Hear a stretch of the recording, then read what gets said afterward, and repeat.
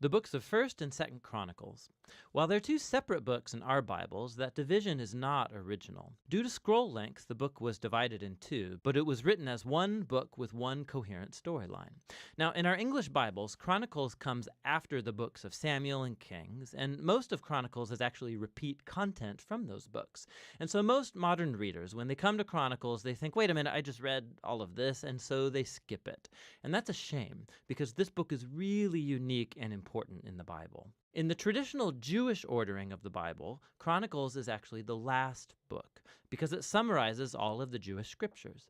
The first word in the book is Adam, the first character at the beginning of the story, and then the last paragraph announces the return of Israel from exile. Now, we don't know who wrote this book, but we can tell from details within it, it was produced by somebody who lived a couple hundred years after the Israelites returned from the Babylonian exile. Now, for this author, Jerusalem and the temple were rebuilt some time ago, and as we learned from Ezra and Nehemiah, things were not going well. The great prophetic hope was that the city and the temple would be rebuilt, that God would come to live among his people, the Messianic king would come, and all the nations would come live under his peaceful rule, and none of that has happened. And so the author of Chronicles has reshaped these stories of David and Solomon and the kings of the past in order to provide a message of hope for the future. And we'll see that he's designed this book to emphasize two clear themes. First, the hope of the coming Messianic king, and second, the hope for a new temple. Let's just dive in and you'll see these themes all over the book. 1 Chronicles begins with 9 chapters of genealogies, long lists of names. And you'll read these and think that this is kind of boring, and that may be true for you, but actually they're very, very important. The author is summarizing here the whole storyline of the Old Testament by naming all of the key characters in the stories. And as he does so, he shapes the genealogies to emphasize two key lineages. First is the line of the promised Messianic king. So lots of space is dedicated to tracing the line of Judah that led all the way to King David, to whom the Messianic promise was given. And then from David, the author traces that line up into his own day. The other family line that receives lots of attention here is that of the priesthood, the descendants of Aaron, who, of course, served in the temple. And so right from the start, you can see the two main themes, the author's hope of the Messiah coming to build a new temple, and it's rooted in these ancient genealogies. Now, after that, the author moves into the stories about David, and most of these are going to be familiar to you from the book of Samuel, but again, there's some really important differences. So first of all, the author leaves out all of the negative stories about David, where he's portrayed as weak or immoral. So Saul chasing David around the desert and persecuting him, the story of David's adultery with Bathsheba and then murdering her husband, all of that is gone. And what's left are the stories that portray David as a good guy. And not only that, there's also new additional material that you won't find in the book of Samuel that shows David in a very positive light. So there's a large block of chapters where David makes preparations for the temple. He arranges resources and builders and Levites and choirs. And not only that, the author also portrays David as a Moses-like figure. God gives David plans for building the temple just as he gave plans to Moses for building the tabernacle. So why all this new material about David?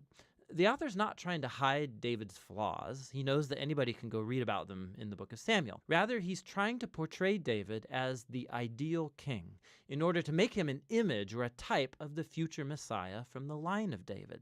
It's very similar to how Jeremiah or Ezekiel spoke of the coming Messiah as a new David. This is most clear in how the author retells the story of God's covenant promise to David in 1 Chronicles 17. When you compare this story with its parallel in 2 Samuel 7, you'll see that the author of Chronicles is highlighting that neither David, nor Solomon, nor any of the kings from his line were the Messianic king, and that when the Messiah does come, he will be a king like David. And so for this author, these stories about David from the past are what sustain his hope for the future. After David dies, we move into 2 Chronicles, which focuses on the kings that lived in Jerusalem.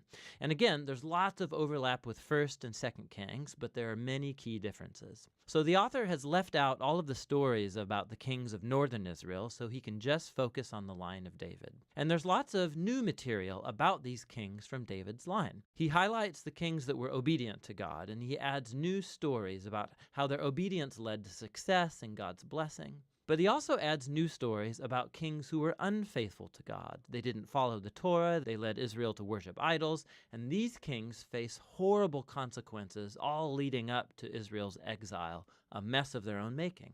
And so this whole section becomes a series of character studies where the author wants later generations of Israelites to learn from their family history, and so become faithful to their God and the Torah. Now, the book's conclusion is really unique too. At the very end of the book, the king of the Persians, his name's Cyrus, and he tells the Israelites that they can go back home, return from exile, rebuild the city and the temple. And he says, last line of the book, "Whoever there is among you, of all his people, may the Lord his God be with him, and let him go up." And that's how the book ends, with an incomplete sentence. Now, of course, the author knows about the first return from exile and the stories of Ezra and Nehemiah, but clearly in his view, the prophetic hopes of Israel were not fulfilled in those events. And so this incomplete ending shows that the author's hope is set on yet another return from exile, when the Messiah will finally come to rebuild the temple and restore God's people. And so the book of Chronicles, it's the final book of the Jewish scriptures. It ends by pointing forward. It calls God's people to look back in order to look ahead, because the past has become the source of hope for the future. So Chronicles concludes the Old Testament as a story in search of an ending, and that's what this book is all about.